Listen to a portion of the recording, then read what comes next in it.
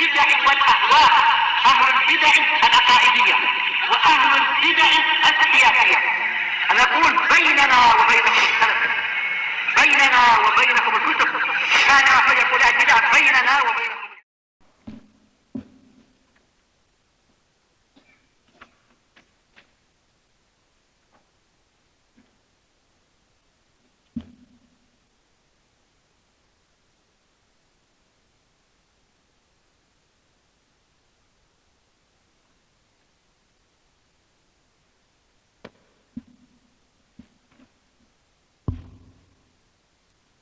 Bismillahirrahmanirrahim. Alhamdulillahilladzi arsala rasulahu bil huda wa dinil haq liyudhhirahu 'alad dini kullihi wa kafa billahi shahida. Asyhadu an la ilaha illallah wahdahu la syarika lah iqraran bihi wa tauhida. Wa asyhadu anna Muhammadan 'abduhu wa rasuluhu sallallahu alaihi wa ala alihi wa sallama tasliman mazida la nabiyya ba'dah. Ikhwani fid din, a'azzani wa a'azzakumullahu jami'an, barakallahu fikum. Kita lanjutkan bacaan terhadap kitab Adrarul Hizbiyah 'alal Ummatil Islamiyah, yaitu bahayanya hizbiyah terhadap umat Islam, karya Syekh Abu Abdurrahman Yahya bin Ali Al-Hajuri asbahullah. Sekarang kita akan masuk ke halaman berikutnya, halaman 31, bagian bawah itu. Setelah beliau Syekh Yahya hafizallahu ta'ala wa ra'ah menyebutkan kalamnya Al-Imam Ali ibn Madini rahimahullah mengenai betapa besarnya perjuangan Imam Ahmad bin Hanbal Asy-Syaibani rahimahullah, dan juga betapa besarnya perjuangan Al-Imam sahabat yang mulia Abu Bakar As-Siddiq radhiyallahu anhu di dalam memerangi orang-orang yang murtad setelah meninggalnya Rasulullah SAW. Kemudian beliau mengatakan di situ, qala Ali ibn Madini rahimahullah, kita ulang dikit, innallaha hafidha hadzal din bisnain, hafidhahullahu bi Abi Bakar fil riddah wa bil Imam Ahmad fil mihnah. Perhatikan barakallahu fikum, Al-Imam Ali ibn Madini rahimahullah, beliau berkata, sesungguhnya Allah Subhanahu wa taala menjaga agama ini dengan dua orang. Pertama, hafizahullah bi Abi Bakar fil riddah, yaitu Allah taala menjaga agama ini dengan sebab Abu Bakar Siddiq radhiyallahu anhu fil riddah, itu masa-masa setelah meninggalnya Rasulullah SAW. Sebagian kaum muslimin murtad, tidak mau mengeluarkan zakat, kemudian diperangi oleh Abu Bakar Siddiq radhiyallahu anhu. Seraya beliau mengatakan, wallahi, demi Allah, la uqatilanna man faraka bainas salati waz zakah, sungguh aku akan merangi orang yang memisahkan antara salat dan zakat. Kemudian diperangi oleh Abu Bakar Siddiq radhiyallahu anhu hingga kaum muslimin kembali menunaikan zakat, mengeluarkan zakat kembali sebagaimana dahulu di masa Rasulullah SAW masih hidup. Yang tidak mau bayar diperangi karena riddah, murtad, keluar dari agama Islam, memisahkan antara salat dan zakat. Kemudian wabil Imam Ahmad fil mihnah, dan Allah Subhanahu wa taala menjaga agama ini dengan sebab Imam Ahmad fil mihnah. Mihnah itu adalah fitnah bi khalqil Quran. Fitnah bi khalqil Quran. Sudah kita sebutkan pada pertemuan sebelumnya. Waktu itu Al-Imam Ahmad bin Hanbal rahimahullah diuji dengan seorang pemimpin yang zalim, yang sudah termakan syubhat oleh salah seorang Jahmiyun, yaitu Ahmad bin Abi Duat. Sehingga khalifah tersebut, yaitu Khalifah Al-Ma'mun, dikuasai oleh pemikirannya siapa tadi? Ahmad bin Abi Duat mengenai Al-Quran adalah makhluk, sampai-sampai rakyat sipilnya diilzamkan, diharuskan mengatakan Al-Quran makhluk. Kalau tidak mau mengatakan Al-Quran makhluk, diambil mereka, diculik, dipenjara, disiksa, dicambuk. Tapi Al-Imam Ahmad bin Hanbal rahimahullah, beliau Masya Allah sangat kuat sekali, kokoh pendirian beliau. Beliau tetap mengatakan Al-Quran kalamullah ghairu makhlukin. Al-Quran itu adalah ucapan Allah, bukan makhluk. Hingga beliau dicambuk, dipenjara, pingsan, dicambuk, bangkit lagi, terus mengatakan Al-Quran kalamullah ghairu makhlukin. Lihat perjuangan Imam Ahmad. Ini dikenal dengan masa mihnah. Jadi al-mihnah di sini maksudnya adalah fitnah bi khalqil Quran. Di zaman khalifah siapa tadi? Al-Ma'mun. Karena khalifah berikutnya sama, Al-Mu'tasim billah sama, Al-Wathiq billah sama, sampai datanglah khalifah Al-Mutawakkil billah.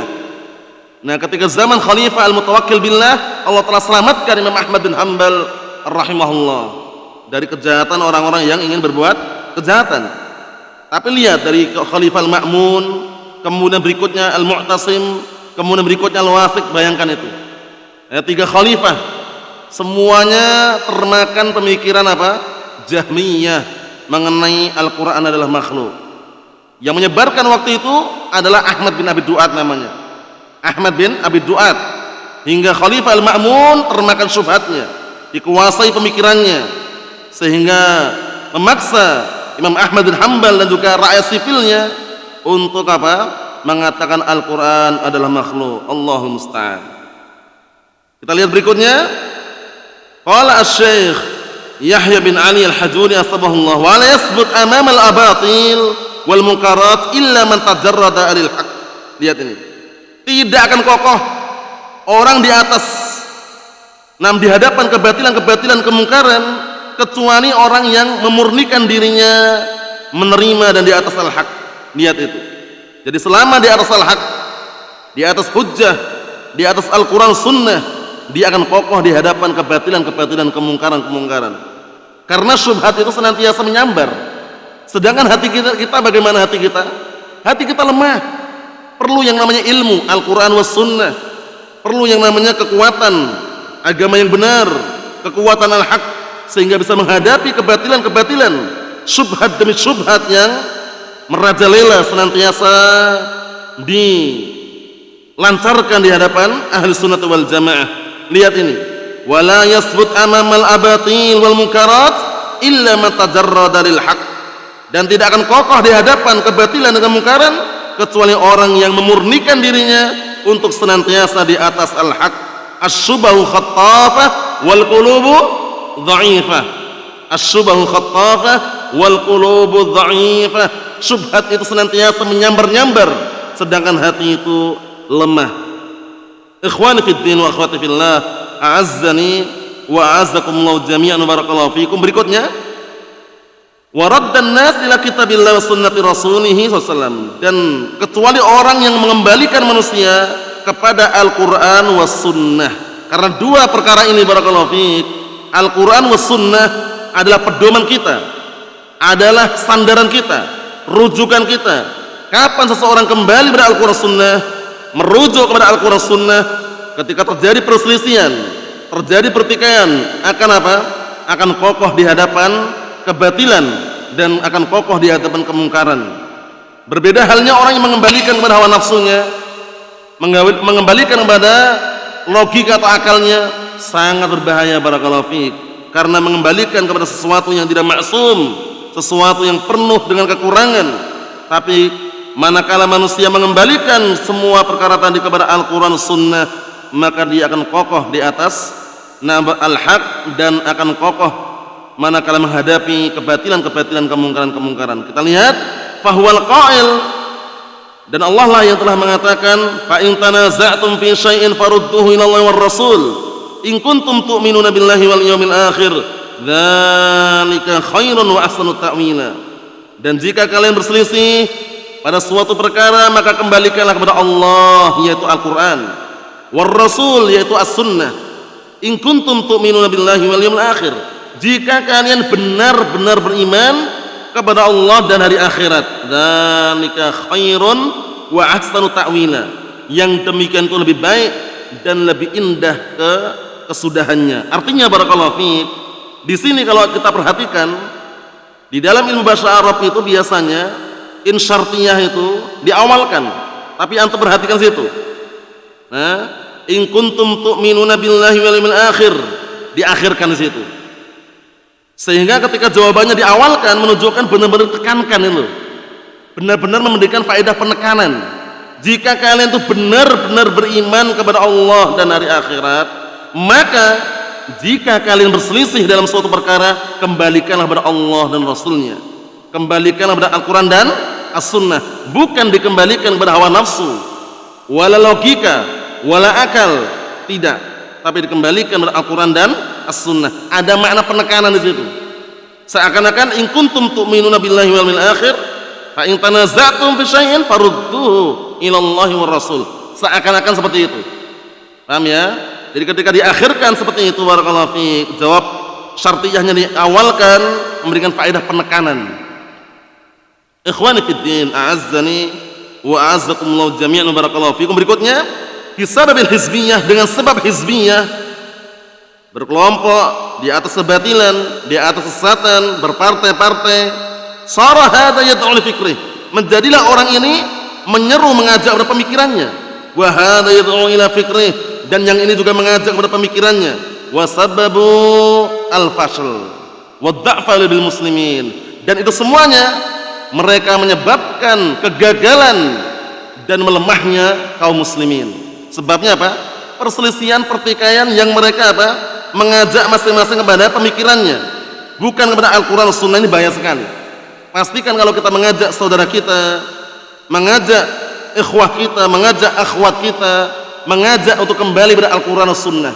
Jangan pernah mengajak untuk mengikuti pemikiran kita. Pemikiran kita itu dangkal, pemikiran kita terbatas. Paham ya? Tapi kita ajak mereka untuk kembali kepada pemikiran yang didasari Al-Quran dan As-Sunnah, pemikiran yang murni bersumber dari Al-Quran dan As-Sunnah. Adapun semata-mata mengajak untuk mengikuti diri kita, mengikuti dakwah kita yang barakallahu fiik tidak apa sesuai dengan Al-Quran Sunnah, itu sangat berbahaya sekali. Lihat ini, asabiyah fanatik, hizbiyah berkelompok di atas kebatilan, yang ujung-ujungnya mengajak agar mengikuti pemikirannya, mengikuti apa? Logikanya, yang akhirnya menyebabkan kegagalan dan lemahnya kaum muslimin. Wallahu subhanahu wa ta'ala yaqul wala tanaza'u fatafshalu wa tadhhaba rihukum. Jangan kalian berselisih, bertikai, berbantah-bantahan, yang akhirnya kalian justru gagal dan akan hilang kekuatan kalian. Tadhhaba rihukum ay quwwatukum, akan hilang kekuatan kalian. Karena apa? Banyak perdebatan, banyak berselisih, tapi nggak mau dikasih solusi. Kalau dikembalikan ke solusi Al-Quran Sunnah, tidak mau dia. Kalau tidak mau, nggak akan bersatu. Kalau ingin bersatu, harus siap untuk kembali pada Al-Quran was Sunnah, sepahit apapun, seberat apapun. Itulah yang namanya apa? Barakallahu fiik, at-tajarrud lil haq, memurnikan diri untuk apa? Senantiasa mengikuti al-haq, siap untuk kembali pada Al-Quran, siap untuk kembali kepada As-Sunnah. Lihat ini, sebab karena perdebatan, saling berdebat yang tidak ada ujungnya, tidak ada solusinya, ujung-ujungnya apa? Menghilangkan kekuatan kaum muslimin. Kekuatannya akan hilang. Wa tadhhaba rihukum, ay wa tadhhaba quwwatukum, akan hilang kekuatan kalian. Allahul musta'an. Fal hizbiyatu tud'iful quwwah wa tudhhibur rih. Maka hizbiyah, berkelompok atau berpartai, itu bisa melemahkan kekuatan dan menghilangkan kekuatan. Wa tudhhibul quwwah, dan menghilangkan kekuatan. Sama semua itu artinya. Wahya amrun maksudun minal yahud wan nasara. Itulah yang diinginkan oleh siapa? Orang-orang Yahud wan Nasara ini. Jadi orang Yahud wan Nasara itu tidak akan pernah puas sampai mereka bisa meraih apa yang mereka inginkan, berupa apa? Yaitu merusak persatuan kaum muslimin, memecah belah persatuan kaum muslimin. Dan bagaimana caranya kaum muslimin meninggalkan agama mereka? Sebagaimana perkataan Allah Subhanahu wa taala dalam Al-Qur'anul Karim, walan tardha 'ankal yahud walan nasara hatta tattabi'a millatahum. Itulah yang Allah sebutkan dalam Al-Qur'an Karim. Wahai Muhammad, sungguh orang Yahud dan Nasara tidak akan pernah ridha terhadapmu sampai engkau mengikuti agama mereka. Bayangkan itu. Makanya orang Yahudi Nasara ketika merusak kaum muslimin itu tidak dengan satu langkah, tapi berlangkah-langkah, bertahap, sedikit demi sedikit, baik melalui artikel tulisan, melalui ceramah-ceramah mereka, baik melalui teknologi yang canggih, media sosial, macam-macam, beraneka ragam mereka kerahkan untuk merusak persatuan kaum muslimin, memecah belah persatuan kaum muslimin. Wa'iyadzubillah. Lihat ini, kata beliau, wahiyya amrun maksudan minal yahud wan nasara. Inilah yang diinginkan oleh Yahud dan Nasara. Hizbiyah, berkelompok-kelompok, berpartai-partai. Aku lihat sekarang partai-partai yang ada sekarang ini jarang sekali partai satu dengan partai yang lain akrab, kecuali satu usungan. Ya enggak? Satu usungan, satu barakallahu tujuan baru bersatu mereka. Itu pun nanti apa? Saling baku hantam di dalamnya. Tidak ada yang namanya bersatu, enggak ada. Baik itu partai yang bergambar apa namanya itu? Pohon beringin, atau partai yang bergambar matahari, partai yang bergambar macam-macam. Masing-masing partai pasti mereka bangga dengan partainya. Kullu hizbin bima ladaihim farihun. Masing-masing partai, kelompok bangga dengan apa yang ada di sisi mereka. Bayangkan, satu usungan, satu dukungan, dah bersatu mereka. Tapi kalau beda dukungan, beda usungan, saling baku hantam. Teman jadi apa? Lawan jadi teman, seperti itu. Allahul musta'an. Itulah jeleknya hizbiyah yang akhirnya melahirkan apa? Asabiyah, fanatik terhadap partainya, fanatik terhadap kelompoknya, fanatik terhadap pemimpinnya. Bayangkan itu. Allahul musta'an. Ingat tragedi orang musyrikun terdahulu ketika dinasihati suruh meninggalkan berhala, meninggalkan sembahan-sembahan selain Allah. Apa kata mereka? Inilah dulu yang dilakukan oleh bapak-bapak kami. Fanatik atau tidak? Fanatik, dalilnya hanya fanatik, asabiyah, fanatik dengan pembesar mereka, mbah mereka, pendahulu mereka. Inilah dahulu yang dilakukan oleh bapak-bapak kami, pendahulu kami. Allahul musta'an. Kita lihat berikutnya, barakallahu fiik. Wa ma'a dzalik tara man yatafawwah. Bersamaan dengan itu jelas-jelas itu ada langkah dan tujuan orang Yahudi dan Nasara. Engkau melihat ada orang yang masih bisa menyuarakannya. Yatafawwah, menyuarakan tentang apa? Hizbiyah tersebut. Allahul musta'an. Mengajak untuk ikut pada partainya, kelompoknya. Wa yatasaddaq bi kalamih, dan memperindah ucapannya, memperfasih ucapannya.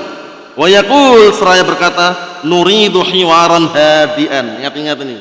Perdebatan yang tidak ada ujungnya hindari, barakallahu fiik. Perdebatan yang tidak ada solusinya hindari. Apalagi perdebatan yang apa? Yang lawannya ada logika. Seringnya bikin sakit hati. Makanya banyak dari kalam para ulama ahli sunnah wal jamaah al-mutaqaddimun ataupun mutaakhirun mewanti-wanti jangan bermudah-mudahan untuk apa? Melakukan perdebatan. Apalagi ilmu tidak ada, modal pun enggak punya, kemudian imannya lemah, bahaya sekali. Ingat hadisnya Abi Umamah Sudah bin Ajlan al-Bahili radhiyallahu anhu, disahihkan oleh Imam Al-Albani rahmatullahi alaihi. Apa kata beliau sallallahu alaihi wa ala alihi wasallam? Ma dhalla qaumun ba'da hudan kanu alaihi illa utul jadal. Tidaklah suatu kaum itu mereka sesat yang semula berada kokoh di atas petunjuk, di atas huda, melainkan apa sebabnya? Melainkan sebabnya karena didatangi pintu perdebatan. Debat kalah, bingung, larinya ke logika, bikin sakit hati, barakallahu fiik.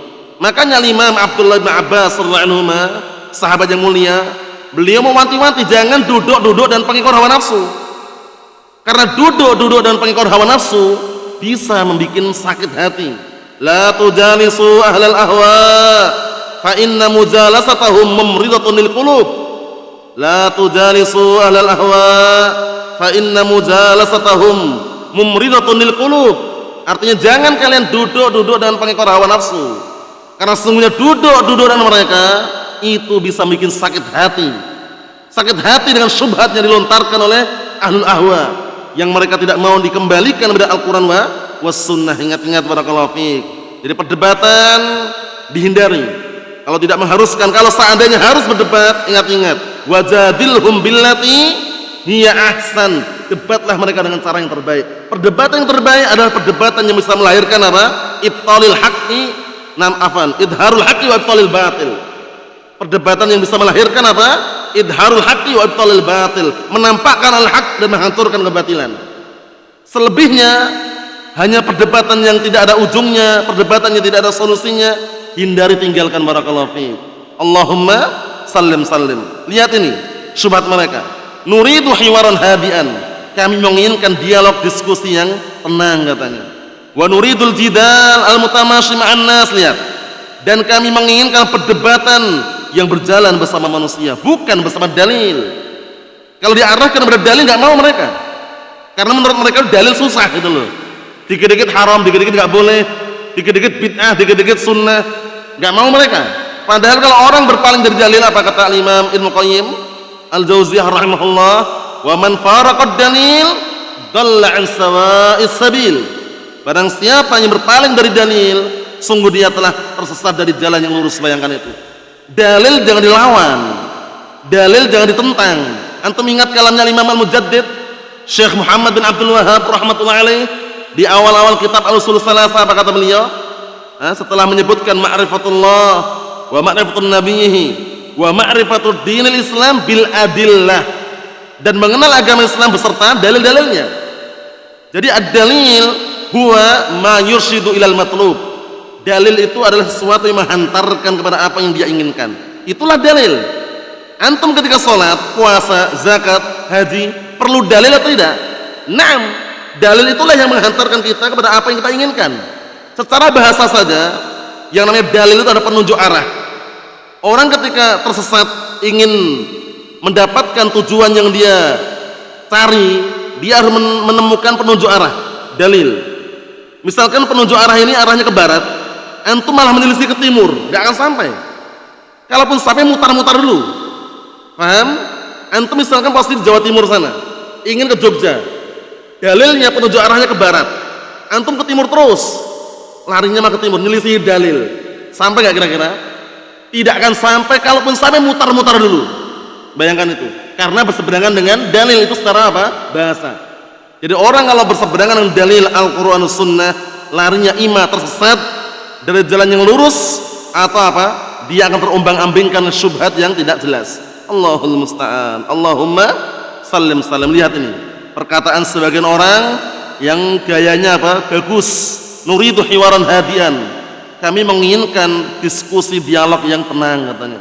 Kami menginginkan perdebatan yang berjalan bersama manusia. Jadi nggak mau bersama dalil, nggak mau. Kita lihat apa nasihat Syekh Yahya di sini berikutnya. Anta ya akhi, kamu wa saudaraku, al-an yajibu an tatuba ila Allah azza wa jalla. Kamu sekarang wajib bertobat kepada Allah Subhanahu wa taala mimma anta fih minal warthah. Bertobat dari apa? Dari perkara yang kamu sekarang berada di dalamnya. Berupa apa? Al-warthah. Al-warthah disebutkan adalah muskilah. Berupa apa? Muskilah. Sesuatu yang sangat sulit sekarang kamu hadapi ini. Sesuatu yang ada muskilah di dalamnya. Wa minal fitnah, dan apa? Dan dari perkara yang kamu sekarang berada di dalamnya berupa fitnah. Orang kalau paham, itu bukan menjerumuskan diri dalam fitnah, tapi menjauhkan diri. Paham ya? Menjauhkan diri dari fitnah agar tidak terfitnah. Inna sa'ida laman junibal fitan. Inna sa'ida laman junibal fitan. Inna sa'ida laman junibal fitan. Wala man ibtuliya fasabara fawaha. Hadisnya riwayat Abu Dawud dari hadisnya Al-Miqdad bin Al-Aswad anhu. Artinya apa? Sesungguhnya orang yang bahagia, orang yang dijauhkan dari fitnah. Sampai 3 kali beliau mengulanginya, menunjukkan bahwasanya bukan orang yang menjerumuskan diri dalam fitnah, tapi menjauhkan diri dari fitnah. Sudah tahu ini fitnah bahaya, tinggalkan. Jangan malah mencoba, wah jangan-jangan seru, jangan-jangan bagus, jangan-jangan, hati-hati. Kalau itu merupakan fitnah, berbahaya tuh hati kita. Ingat-ingat, as-syubhu khattafah wal qulubu dha'ifah. Syubhat, fitnah itu menyambar-nyambar, sedangkan hati manusia itu lemah. Jangan pernah merasa aman dari fitnah. Jangan pernah merasa aman dari makar. Jangan pernah merasa aman dari makar Allah Subhanahu wa taala. Afa aminu makrallah fala ya'man makrallah illal qaumul khasirun. Apakah mereka merasa aman dari makar Allah Subhanahu wa taala. Tidak ada yang merasa aman dari makar Allah Subhanahu wa taala kecuali orang-orang yang rugi. Allahumma sallim sallim. Berikutnya, tsumma ba'da dzalika in hasala min al-ikhtilafil afham syai'un. Kemudian setelah itu jika terjadi perselisihan, perbedaan pemahaman sedikit saja, talib bidzalik, cari hal tersebut. Wa huqqalaka an tutalib, dan sangat layak bagimu untuk mencarinya. Maksudnya mencari bagaimana? Mencari dalilnya, mencari dukungannya dari Al-Quran dan As-Sunnah. Jangan cuma sekedar dikembalikan logika atau akal sehingga merusak keadaan. Kita lihat, wa hunaka syaritun khasun fima yata'allaq bid-da'wa alladziina yad'una bil jidal. Di sana ada kaset khusus yang berisikan tentang perkara yang berkaitan dengan apa? Seruan, ajakan orang-orang yang mengajak untuk perdebatan. Jadi memang ada orang yang model itu suka debat terus itu loh. Debat terus dia. Paham ya? Nah, barakallahu fiik. Dia enggak pernah ada istirahat. Tapi kalau debat senang sekali dia. Tapi yang sangat disayangkan itu dia perdebatannya bukan dibangun di atas dalil. Bukan perdebatan dengan cara yang terbaik. Hanya debat kusir. Wal'iyadzubillah. Paham ya? Diarahkan ke Al-Qur'an Sunnah enggak mau dia. Tapi larinya ke logika, akal. Makanya kalau malah menghadapi orang awam yang kadang-kala mereka seringnya logika yang mereka mainkan, cukup antum sampaikan assalamualaikum kalau ngayal. Contohnya teman nasihati seputar rokok misalkan, rokok itu haram Pak, dalilnya kalau Allah kalau Rasul. Kadang mereka nggak mau dalil, dikit-dikit dalil itu biasanya mainnya logika. Bener Pak, rokok itu haram kalau setiap hari, terus sepekan 5 kali nggak masalah, ngayal terus. Bayangkan logika yang dia mainkan. Rokok itu ada asal usulnya, di Wali Songo katanya. Coba antum lihat rokok di Samsu itu 2, 3, 4 katanya.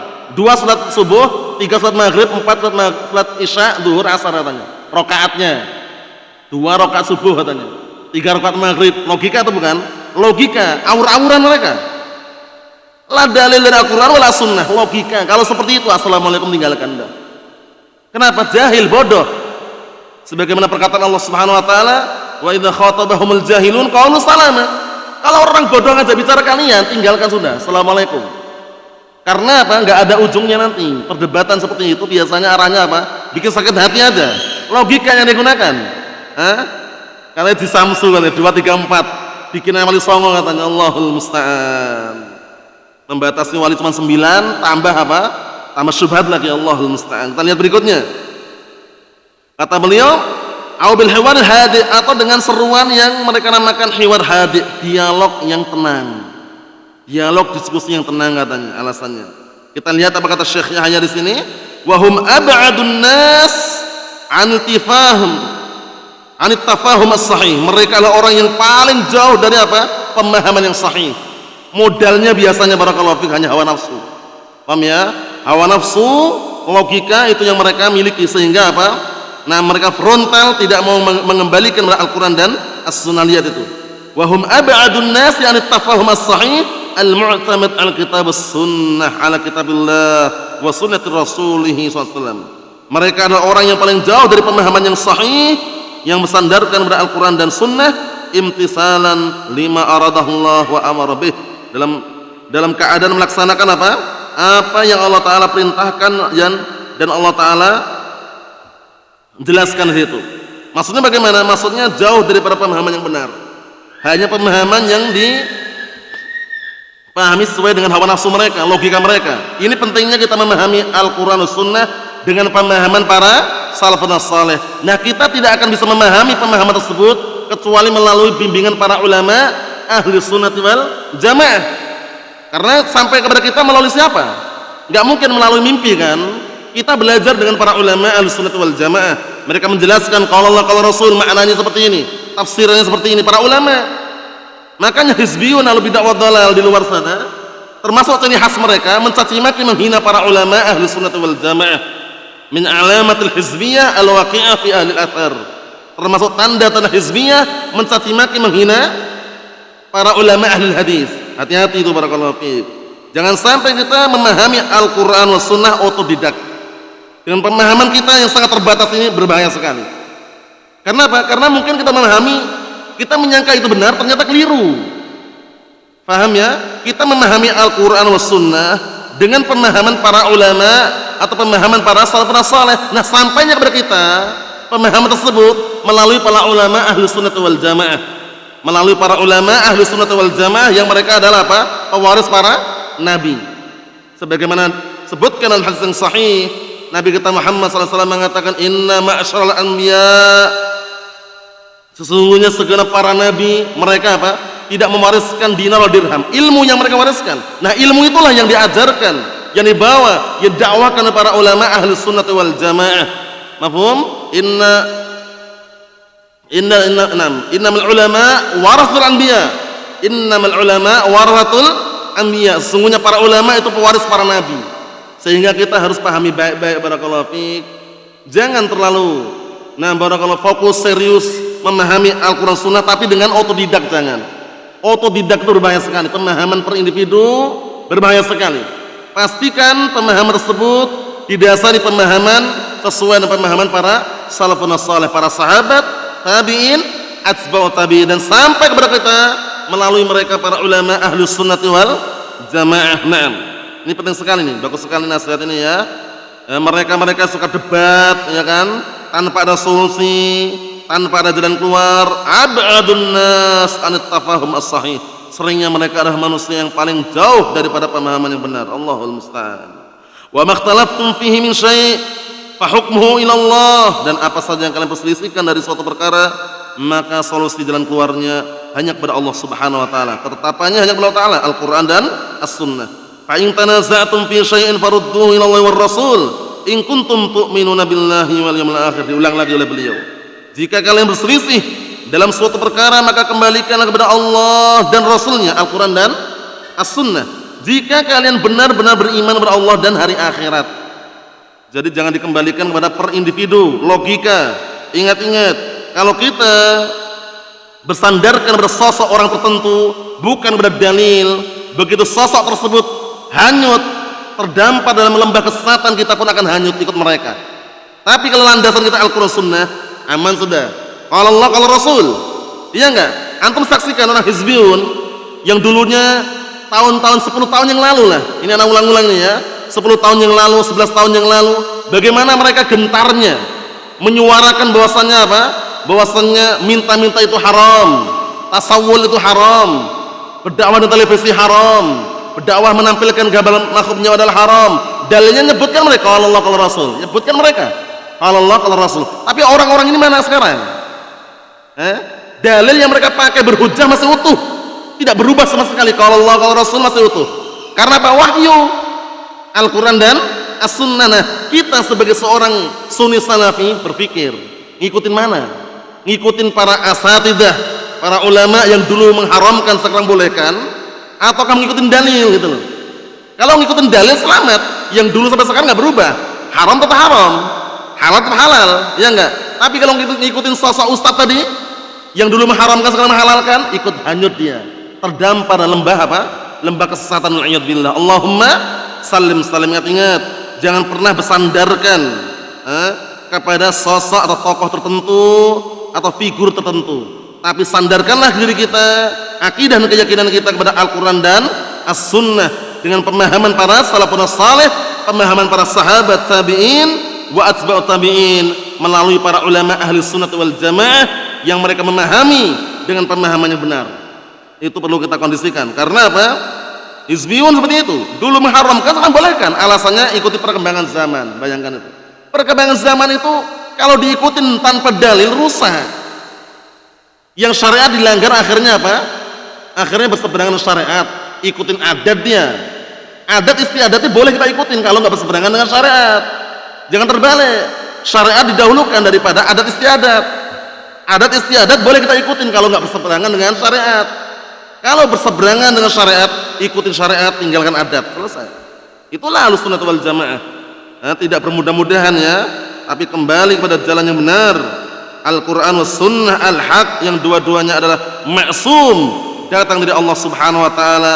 Inni tarikun fikum amrain in tamassaktum bihima lan tadillu ba'di kitabullahi wa sunnati, kata Rasulullah sallallahu alaihi wa ala alihi wasallam. Sesungguhnya aku tinggalkan kalian dua perkara, yang mana setelah aku meninggal nanti kalian berpegang teguh dengan dua perkara ini, niscaya kalian tidak akan sesat selama-lamanya, yaitu apa?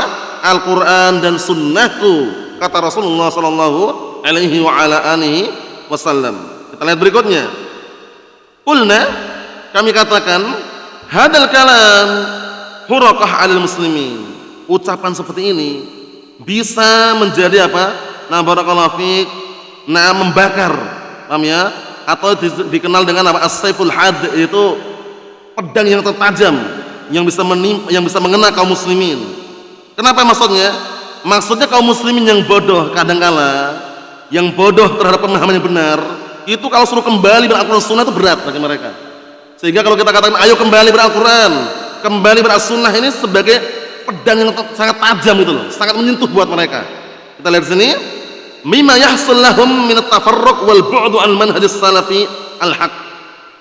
Sebagai apa? Pedang yang sangat tajam menimpa kaum muslimin dari perkara yang telah menimpa mereka berupa apa? Tafarruq, perpecahan, wal bu'd, dan menjauh anil manhajis salafil haq, jauh daripada prinsip para salaf yang benar ini. Fa wallahi, maka demi Allah, ma yarghab anil manhajis salafi illa insanun musyaqin. Lihat ini, demi Allah, tidak ada yang membenci manhaj salaf ini, tidak ada yang membenci prinsip ahli sunnah wal jamaah, jalannya para salaf ini, kecuali orang yang suka apa? Musyaqin, ay mukhalif, orang yang suka menyelisihi. Orang yang suka menyelisihi nggak suka mereka. Tapi orang yang ingin kembali kepada jalan yang benar, kembali kepada dalil, kembali kepada al-haq, ketika disuruh diarahkan untuk mengikuti bimbingan para salafun saleh, bimbingan Al-Qur'an Sunnah, sami'na wa ta'ana. Sami'na wa ta'ana, tidak ada kata lain kecuali sami'na wa ta'ana. Tapi mereka-mereka yang suka menyelisih, berseberangan dengan dalil, itu ketika diarahkan untuk kembali kepada manhaj yang sahih, manhaj ahli sunnah wal jamaah, mereka merasa keberatan dan mereka bahkan mencari pilihan yang lain, padahal tidak layak. Ya enggak? Ketika Allah dan Rasulnya menetapkan suatu syariat, ini halal, ini haram, ini bid'ah, ini sunnah, ini syirik, ini tauhid, kemudian dia mencari pilihan yang lain, nggak boleh. Dia bagaimanapun keadaannya, pahit ataupun tidak, pedih ataupun enggak, kemudian berat ataupun tidak, sami'na wa ta'na. Kalau sudah datang dari Al-Quran dan As-Sunnah, kalau sudah ditetapkan oleh Allah dan Rasulnya. Allah Ta'ala mengatakan dalam Al-Quran Karim, wa ma kana lil mu'minin wa la mu'minatin idza qadallahu wa rasuluhu amran ay yakuna lahumul khiyaratu min amrihim wa man ya'sillaha wa rasulahu faqad dhalla dhalalan mubina. Artinya apa?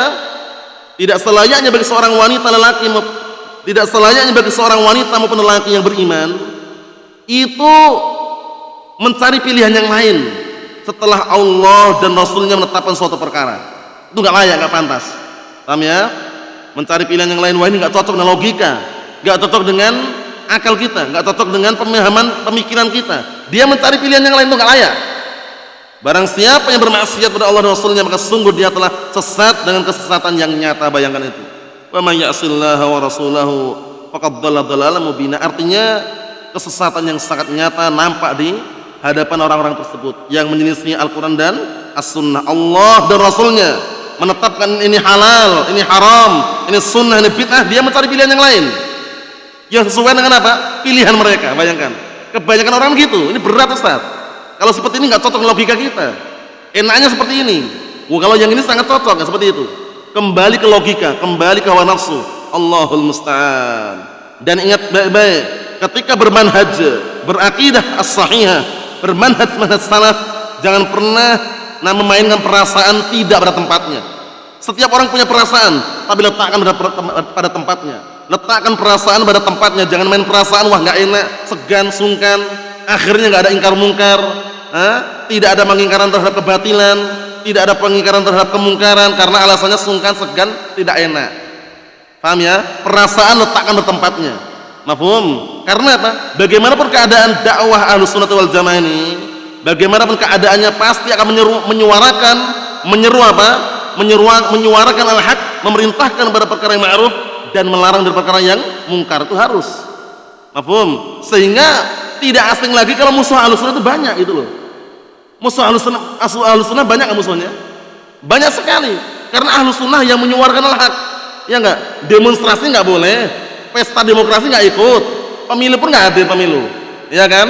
Di data per KK pun suruh ikut pemilu, datang ke TPS nggak mau dia. Bayangkan ahlus sunnah. Coba hizbiyun di luar sana. Nampaknya berjenggot, berjubah, bersorban, daripada kita nanti nggak nyoblos yang naik orang kafir, mending kita nyoblos. Bayangkan itu. Sudah mulai melempem kayak gitu, bayangkan. Syubhatnya luar biasa, barakallahu fiik. Ujung-ujungnya teliti, dalilnya mana? Gunakan ilmu usul fikih. Usul fikih bukan dalil. Dalil Al-Quran dan As-Sunnah. Usul fikih yang ada dalam ilmu usul fikih itu masih diperlukan dalil lagi. Sedangkan dalil Al-Quran dan As-Sunnah, ingat-ingat. Apalagi sekarang kita mendekati pesta demokrasi ya, dan akhir-akhir tahun ini kan, pastikan jangan pernah antum ikut hadir ke TPS. Kalaupun antum terpaksa harus memilih dan punya TPS, bikin sendiri TPS di belakang rumah. Tempat pembuangan, tempat pembuangan sampah. Nah, enggak usah hadir sudah, barakallahu fiik. Sabar aja. Mereka paling datang sekali dua kali, nggak datang lagi. Paham ya? Kita doakan. Kalau misalkan mereka ngajak diskusi, kita doakan. Kita bukan berarti nggak memilih, Pak. Kita memilih. Semoga dipilihkan pemimpin yang baik, jujur, adil, amanah, muslim. Terus milih yang mana? Pokoknya doanya umum udah kita. Paham ya? Selesai. Nggak usah tertipu dengan wajah-wajah mereka tampilkan di pinggir jalan. Doakan, selesai. Paham ya? Nah, ada soalnya hizbiyun mereka berjubah, berjenggot, datang ke TPS. Anak ke TPS cuman mengelabui aja, Ustaz, nggak nyoblos, ngapain itu loh? Mengelabui apa? Nggak usah datang sekalinya, selesai udah. Nah, Allahul musta'an. Ini sekedar selingan bahwasannya barakallahu fiik, manakala Al-Qur'an was sunnah itu sebagai tolak ukur pedoman kita, aman sudah, selesai, tentram. Allah kalau Rasul. Tapi kalau sandaran kita kepada sosok tertentu, figur tertentu, orang tertentu, hati-hati. Orang bisa menyelenceng, bisa menyeleweng, bisa berpaling dari dalil. Tapi Al-Quran dan Sunnah, dua-duanya adalah wahyu yang datang dari Allah Subhanahu Wa Taala. Dua-duanya maksum, tidak pernah ada kekeliruan di dalamnya. Walhamdulillah. Kita lihat berikutnya, ancaman bagi orang-orang yang menyelisihi dalil. Ancaman bagi orang-orang yang berseberangan menentang Rasulnya sallallahu alaihi wasallam. Yaqulullah tabaraka wa ta'ala, wa man yushaqiqir rasul min ba'di ma tabayyana lahul huda wa yattabi' ghayra sabilil mu'minin nuwallihi ma tawalla wa nuslihi jahannam wa sa'at masira. Lihat itu. Ancaman yang bukan sembarang ancaman. Barang siapa yang berpaling menyelisih Rasul setelah datang petunjuk di hadapannya, bukan orang bodoh lagi nih. Ini orang sudah punya ilmu dia. Ilmu ada di hadapannya, dalil di depannya, kalau Allah kalau Rasul, jelas petunjuk di hadapannya. Dia malah menyelisih Rasul gitu loh. Menyelisih Rasulullah SAW. Demi apa? Demi hawa nafsunya. Ingat-ingat perkataan Imam Syafi'i rahmatullahi alaih, atau dinukilkan oleh Imam Abu Ishaq Asy-Syatibi rahimahullah. Beliau mengatakan apa? Nah, barakallahu fiik. Laqad dhalla man taraka hadits Rasulullah sallallahu alaihi wasallam di qauli man ba'dah. Itu ucapan Imam Syafi'i, Imam Syafi'i rahmatullahi alaih, Muhammad bin Idris rahimahullah, dinukilkan dalam kitab Al-Faqih wal Mutafaqih dari Imam Al-Khatib Al-Baghdadi rahimahullah. Al-Imam Syafi'i mengatakan, laqad dhalla man taraka hadits Rasulullah sallallahu alaihi wasallam di qauli man ba'dah. Sungguh telah sesat orang yang meninggalkan hadisnya Rasulullah SAW dikarenakan ucapan orang setelahnya. Dia lebih mengedepankan ucapan guru dan juga apa? Ustadznya atau syekhnya daripada ucapan apa? Ucapan Rasulullah SAW. Banyak nggak seperti ini terjadi? Banyak orang-orang hizbiyun yang mereka gemar berdakwah televisi, berdakwah dengan YouTube, live streamingnya mereka, tampil di layar apa? Layar televisi. Apa dalil mereka? Fatwa ulama. Ya enggak? Satu pun nggak disebutkan la qala Allah wa la qala Rasul.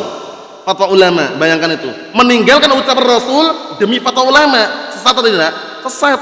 Laqad dhalla man taraka hadits Rasulullah sallallahu alaihi wasallam liqauli man ba'dah. Sungguh telah sesat orang-orang yang meninggalkan hadisnya Rasulullah sallallahu alaihi wasallam dikarenakan ucapan atau pendapat orang yang setelahnya. Lihat itu.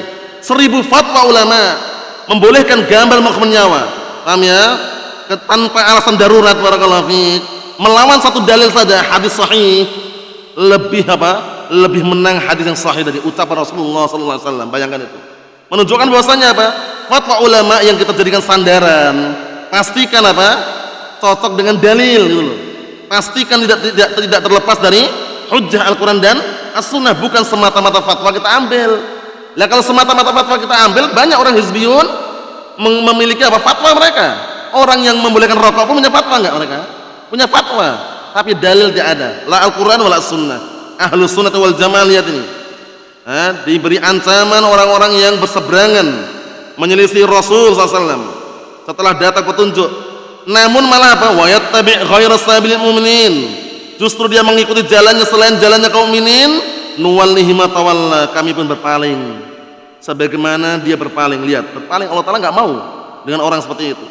Wa nuslihi jahannam, dan kami akan campakkan dia ke dalam neraka jahannam, wa sa'at masira, yang mana neraka jahanam adalah sejelek-jelek tempat kembali. Wal'iyadu billah. Ini baru satu ancaman. Ancaman yang lain ada lagi. Falyahdharil ladzina yukhalifuna an amrih an tusibahum fitnah aw yusibahum adzabun alim. Hendaknya orang-orang yang mereka menyelisih perintah Rasul berhati-hati, akan ditimpa padanya apa? Fitnah, bala, petaka, ujian, bencana, atau akan ditimpa padanya adab yang pedih. Bayangkan itu. Allahumma sallim salim, menunjukkan bahwasannya pastikan, upayakan semaksimal mungkin kita sebagai seorang sunni salafi ahlus sunnah wal jamaah siap untuk kembali berdalil Al-Quran dan As-Sunnah. Jangan sampai kita justru mengedepankan hawa nafsu, logika atau akal kita untuk melawan dalil. Logika, hawa nafsu tundukkan dengan dalil, barulah dia terbebas dari apa? Jeratan-jeratan apa? Nah, kesesatan tadi. Tapi selama logika atau hawa nafsu sebagai tolak ukurnya itu nanti dia akan melawan dalil sehingga dia berpaling dari dalil, sesatlah dia dari jalan Allah dan Rasulnya. Wal'iyadu billah. Allahul musta'an. Ini yang kita ambil, barakallahu fiik. Yang berikutnya insyaallah pada pertemuan yang akan datang masih panjang pembahasannya.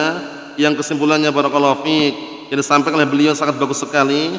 Orang yang kokoh di atas al-haq, dia akan kokoh ketika menghadapi kebatilan-kebatilan dan kemungkaran-kemungkaran yang ada di hadapannya. Karena apa? Karena dengan al-haq tersebut, dengan hujjah Al-Quran Sunnah, akan terpatahkan yang namanya kemungkaran dan kebatilan dengan seizin Allah Subhanahu wa ta'ala. Famadha ba'dal haqqi illa dhalal, tidak ada lagi setelah al-haq kecuali kesesatan. Nasallahu as-salamatul afiyah fid dunya wal akhirah, walhamdulillah rabbil alamin.